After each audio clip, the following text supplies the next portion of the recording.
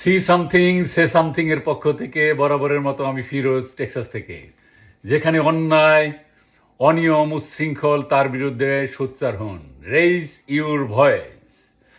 আজকে আমি যে বিষয়ে কথা বলবো এটা হচ্ছে ব্রেকিং নিউজ।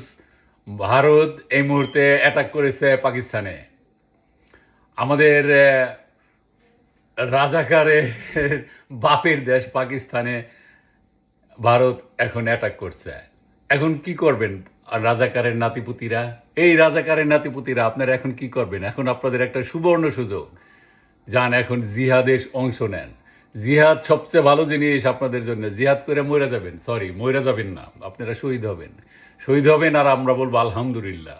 কেন বলবো আলহামদুলিল্লাহ? কারণ আল্লাহর ইচ্ছাই সবচেয়ে ভালো ইচ্ছা। আল্লাহ চাইছে আপনি শহীদ হয়েছেন, আপনি শহীদ হবেন।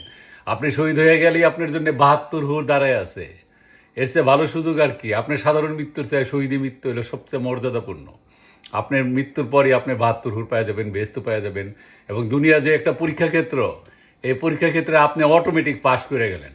নামাজ, রোজা, হজ, জাকাত করে আপনার অনেক কষ্ট আছে বেহেশতে যাওয়া, কিন্তু এর চেয়ে সোজা শর্টকাট পথ তো আর নাই। যান এখন জিহাদে অংশগ্রহণ করেন।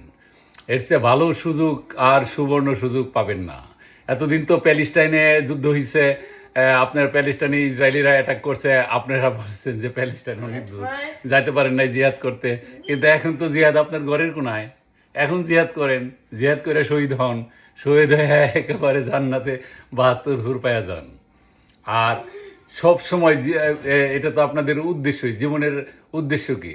আল্লাহ এই জীবনের উদ্দেশ্য, এই জীবনটা কি? জীবনটা হচ্ছে আপনাদের পরীক্ষা ক্ষেত্র। এই পরীক্ষা ক্ষেত্রে আপনি পাশ করার সবচেয়ে সুন্দর সুযোগ এই জিহাদ। এই সুযোগ আর হাতছাড়া করেন না। এখন হাতছাড়া না করে আপনারা চলে যান, যুদ্ধ করেন, যুদ্ধ করে মরেন। আমরা আপনাদের জন্য হাততালি দিব, বলবো কি অমুকের ছেলে, তমুকের ছেলে তারা একদম শহীদ হয়ে গেছে। শহীদ হয়ে গেছে মানে তারা পাশ করে গেছে। তারা এই দুনিয়ায় যত পরীক্ষা ছিল সমস্ত পরীক্ষায় তারা একেবারে মেধানুসারে উত্তীর্ণ হয়ে গেছে। আর তারা জাহান্নাম না, জান্নাতের সর্বোচ্চ চূড়ায় গেছে গা।